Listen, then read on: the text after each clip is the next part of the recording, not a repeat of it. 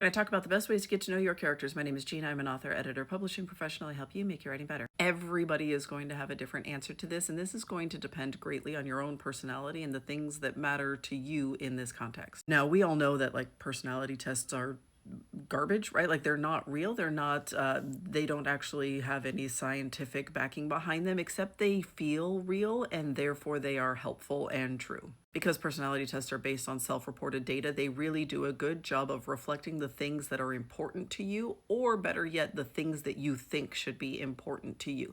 And so, because these are not like actually scientific, but because they matter greatly still, like they are still helpful, even though there is not any real psychology behind them, you can use those and apply those to your characters in whatever way feels meaningful to you. And I promise, I don't say this to be dismissive. I genuinely think these tools are helpful because they reveal to you the things that you might not have been able to dig into or you might not have been able to identify in other ways. And this can be helpful with your characters as well. So if you're a big believer in the Enneagram, or if you're a really big believer in the Myers-Briggs or any of those types of personality tests that feel good for you, or like love languages, or and I know that like everybody is going to be able to have comments to say about all of these things and like tell me why these are bad and evil, and that's fine, whatever. In so much as they are helpful for you to understand yourself and the way that you relate to the people in your life, they can also be helpful for you to understand your characters and how they relate to one another. So if you want to do some of those like personality assessments on your characters, that's fine. That's great. I think that takes a lot of time. If you're going to do that, I would not recommend investing that kind of time for like secondary and tertiary characters.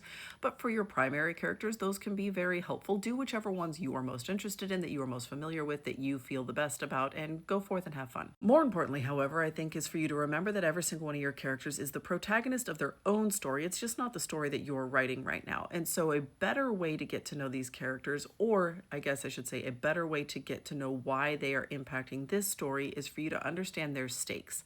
It can be very helpful to go back to that query letter format that I use all the time and talk about those 5 questions that need to be in a query letter. So who is the main character? But this time you're going to pretend that some other character is your main character. What is it that they want? What are they willing to do to get it? What is standing in their way? And what happens if they fail? If you were to do that for, let's say, your villain, what he wants will be at odds with what your antagonist wants. What is standing in his way? Your protagonist. Did I say antagonist? I think I mixed up some words there, but I think you understand what I mean. So if you do this for your love interest or your best friend or your sidekick or some minor villains along the way, you will be able to better understand what role they play in the story and why they are there and why it matters to them. So if you want to do the personality test type stuff, that's great. That's fun. Have a blast doing that. Make sure it's one that you're already familiar with, so you're not spending a ton of time like learning about a thing that you're not interested in, or that isn't helpful or meaningful or doesn't resonate with you. But I think a better way is to pay attention to the stakes and remember that every character is the protagonist of their own story.